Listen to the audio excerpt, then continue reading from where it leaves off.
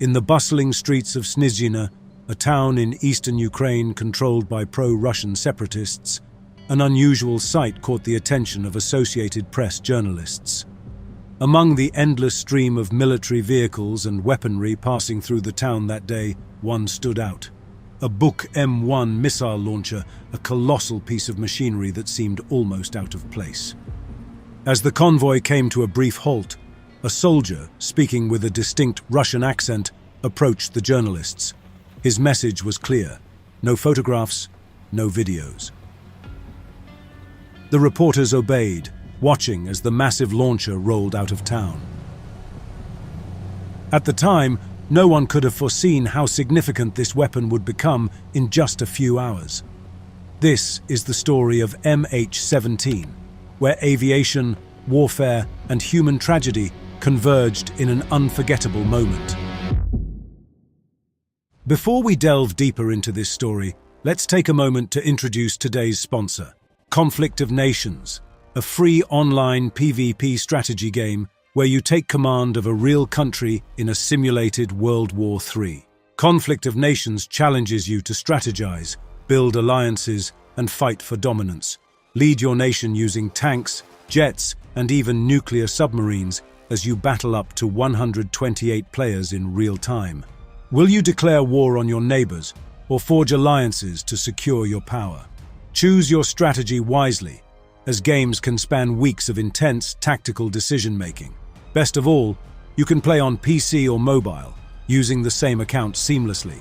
As a special gift, click the link in the description to receive 13,000 gold and 1 month of premium subscription for free. This exclusive offer is only available for 30 days.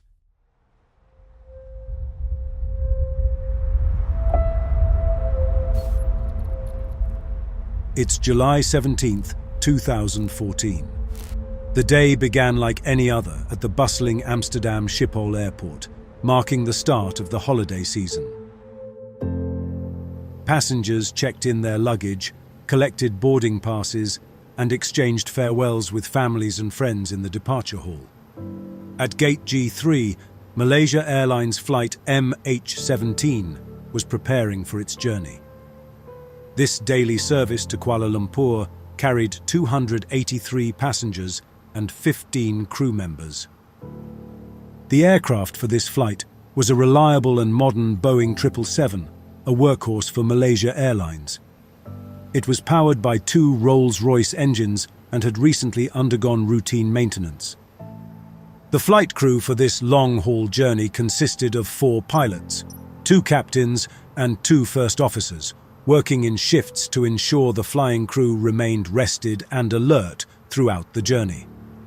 This protocol is standard practice for flights of this duration. Team A took control of the cockpit during the initial segment of the flight. Both teams were composed of highly experienced professionals, each with thousands of flight hours, including significant time operating the Boeing 777. In the cabin, a dedicated crew of 11 members ensured that passenger safety and comfort were prioritized throughout the journey. Among the passengers were families heading for vacations, business travelers, and a significant group of researchers traveling to an AIDS conference in Melbourne, Australia. As ground staff loaded the cargo hold, the final boarding call for the flight was announced. Inside the terminal, passengers gathered their belongings and prepared to board the aircraft. Among them, one passenger snapped a photo of the Boeing 777 waiting at the gate. Unbeknownst to the photographer, this simple snapshot would, within hours, become a piece of world news, symbolizing one of the darkest days in modern aviation history. Shortly after noon, the final preparations for Flight MH17 were completed. The crew conducted pre-flight checks, verifying fuel levels, weather conditions, and the flight plan. With 46 tons of fuel loaded and all systems confirmed operational, the flight was ready for pushback. According to the flight plan, this flight was scheduled to follow the standard departure route Nika 3 Whiskey, climbing southeast before crossing the Dutch-German border at waypoint Soneb. After passing through Germany, the route continued across Poland, where the aircraft was planned to climb to 33,000 feet. Upon entering Ukrainian airspace, it would ascend further to 35,000 feet near waypoint Pekit.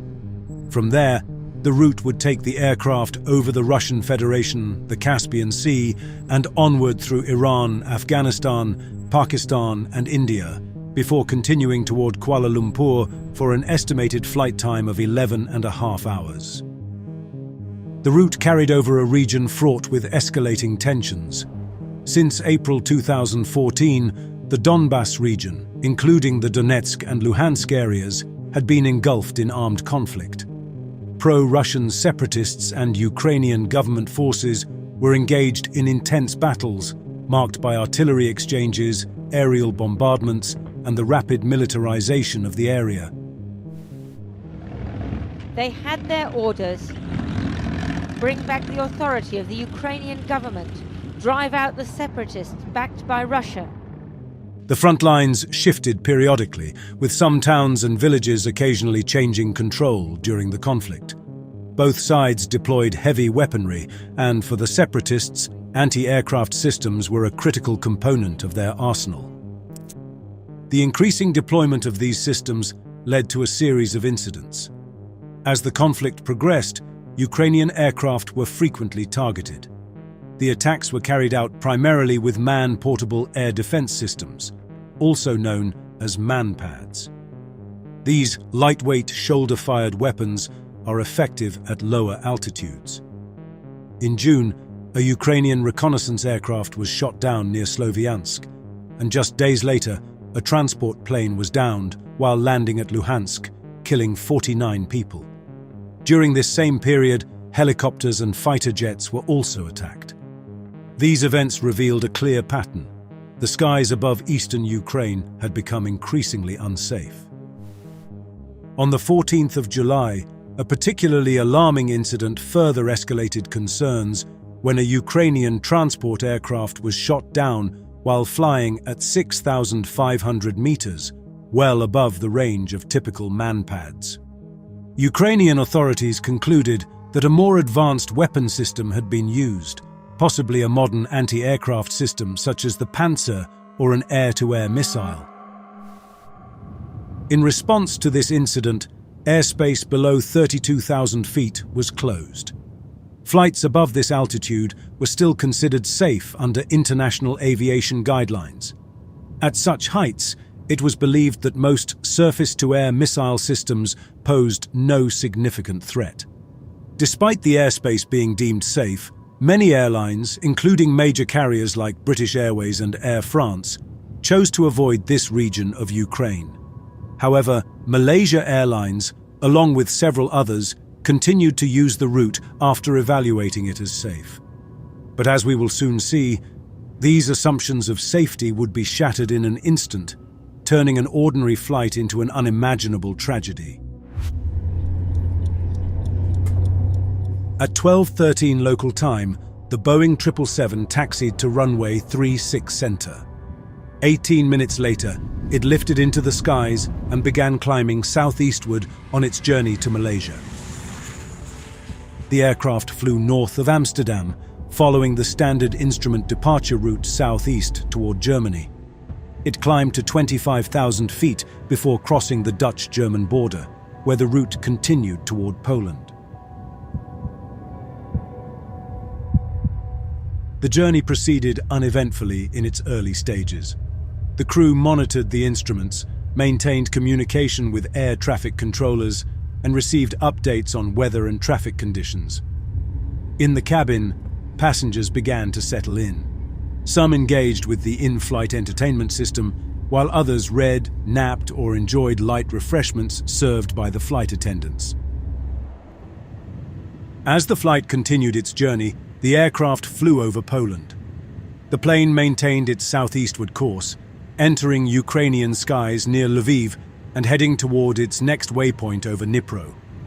Below, the landscape shifted from European farmland to the vast plains of Eastern Europe. At 7 minutes to 3 in the afternoon, Dnipro radar made contact with the flight crew, requesting them to climb to 35,000 feet in accordance with their flight plan. The crew declined, opting to remain at flight level 330. While no specific reason was provided, they were likely trying to avoid turbulence at the higher altitude, a common operational decision. Air traffic control acknowledged the crew's choice. Around the same time, they identified a potential conflict with another Boeing 777, flying the same route at 33,000 feet and approaching MH17 from behind. The trailing aircraft was directed to climb to flight level 350 to maintain safe separation. Minutes later, at 3 o'clock, the crew of MH17 requested a deviation from their planned route, asking to shift 20 nautical miles north to avoid cumulonimbus clouds building along their path. Earlier weather reports for the region had warned of severe thunderstorms with large hailstones and towering cloud tops, moving north at 20 kilometers per hour. Dnipro radar granted the request, allowing the course adjustment, but instructed the crew to remain at 33,000 feet due to conflicting civilian traffic at 34,000 feet. After avoiding the bad weather, the crew began returning to their original course, aligning with the centerline of Airway Lima 980 as they headed towards their next waypoint. Meanwhile, on the ground, a Buk missile system was being set up. The system consisted of a radar unit capable of tracking targets, a command vehicle, and a missile launcher. Operatives began scanning the skies for potential threats. The intent was to target Ukrainian military aircraft operating in the region. The Buk missile system, codenamed SA-11 by NATO, is a mobile medium-range weapon system equipped with semi-active radar-guided missiles. It can detect, lock onto, and destroy high-speed aerial targets such as fighter jets, bombers, and cruise missiles, posing a severe threat to military operations. At this moment, MH17 was not alone in the skies. Several commercial aircraft flew in the same airspace, some at similar altitudes. These flights were operated by Air India, EVA Air, and Singapore Airlines. Two of these flights were heading eastbound, and one was heading westbound. All flights were under the control of Dnipro radar. The distance between flight MH17 and the nearest other aircraft was 33 kilometers. Nearing waypoint Tamak at the Russian border, air traffic controllers cleared the flight crew to proceed directly to waypoint Romeo November Delta, 45 nautical miles further southeast. The crew acknowledged this clearance, marking their final radio transmission. Unbeknownst to the pilots and passengers, the Buk system's radar had locked onto their aircraft seconds earlier. The operators likely mistook MH17 for a Ukrainian military plane, a catastrophic error. With its large radar signature, the Boeing 777 presented an easy target. At 3:20 in the afternoon, a missile was launched. The rocket streaked skyward, climbing rapidly toward 33,000 feet. The Buk missile's warhead is designed to maximize destruction through fragmentation. Upon detonation, it releases a cone of high-speed shrapnel capable of penetrating the fuselage and critical systems of aircraft. This technology ensures catastrophic damage even without a direct hit. Traveling at nearly Mach 3, the missile closed the distance to its target in seconds. Guided with precision, the warhead detonated just meters from the cockpit. The explosion was devastating. The shrapnel from the missile's warhead ripped through the fuselage, instantly destroying the cockpit and killing the flight crew. The pilots had no chance to respond. The missile struck with precision, leaving no time for action. The detonation caused the aircraft to break apart mid-air. The front section, including the cockpit, detached almost immediately and began spiraling toward the ground. The cabin was violently depressurized, and exposed to the harsh conditions of high altitude. Freezing temperatures and near-total oxygen deprivation. Passengers would have lost consciousness almost instantly. In the fields and villages of the Donetsk region, the falling debris was seen by residents. Some described hearing a loud bang followed by streaks of smoke in the sky. Others reported objects tumbling from high above.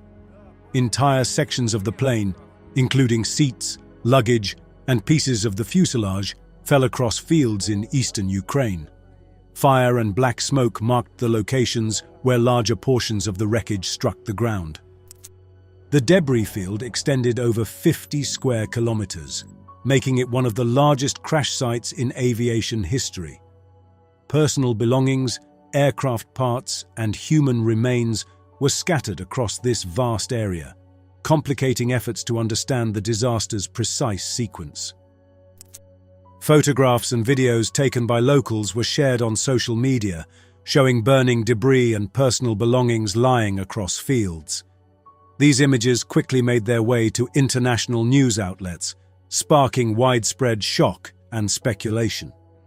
In response, Malaysia Airlines released a tweet confirming the loss of contact with flight MH17.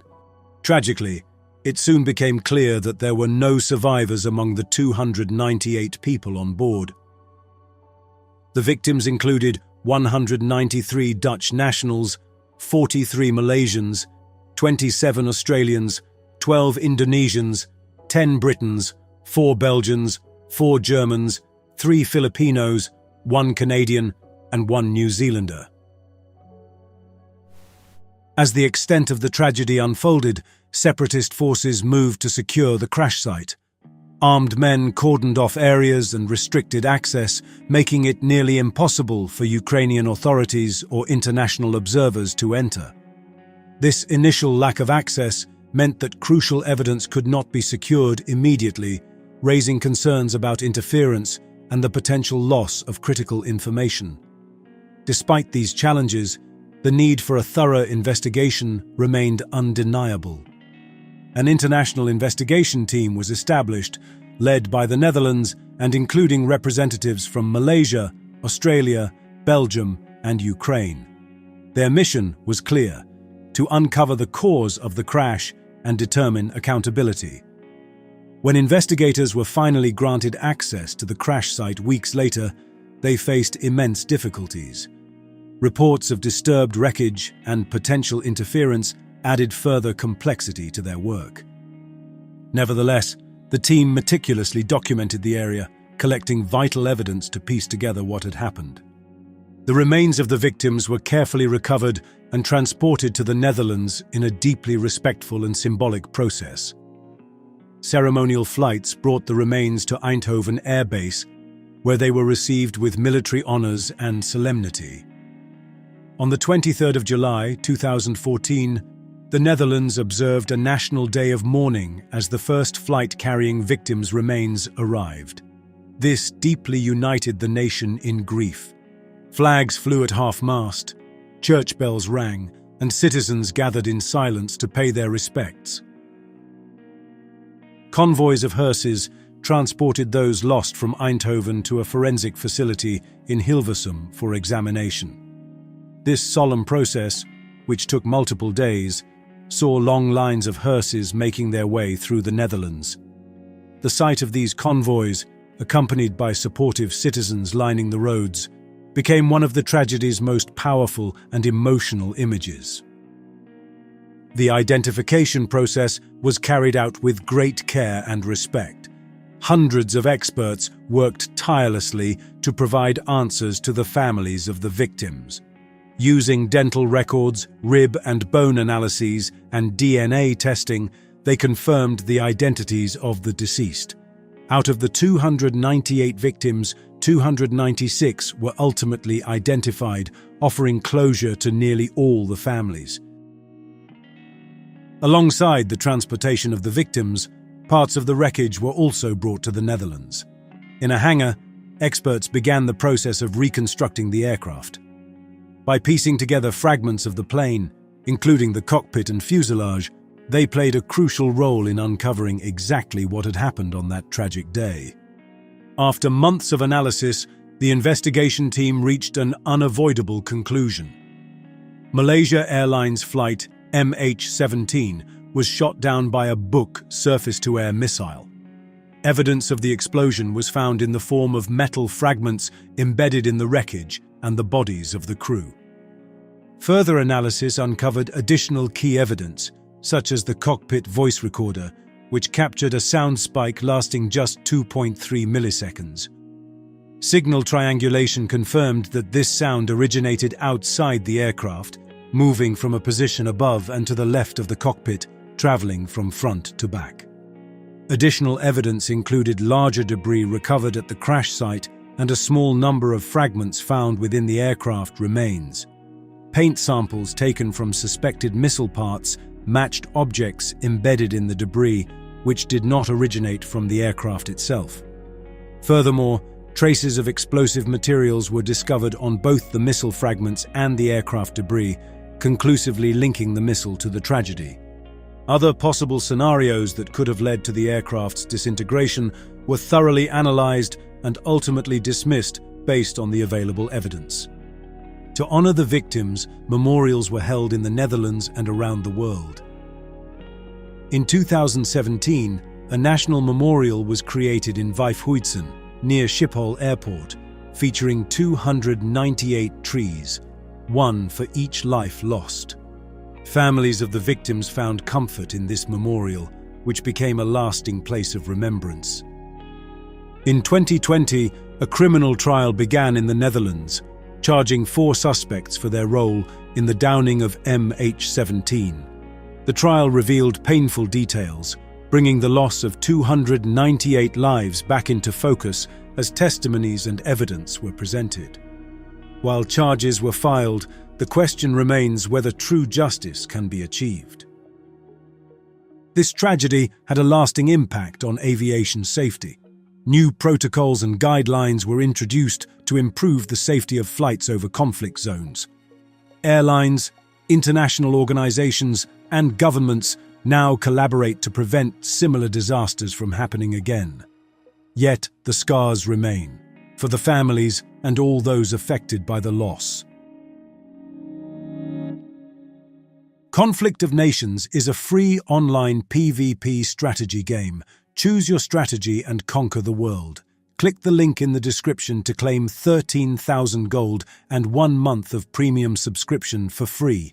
This offer ends in 30 days.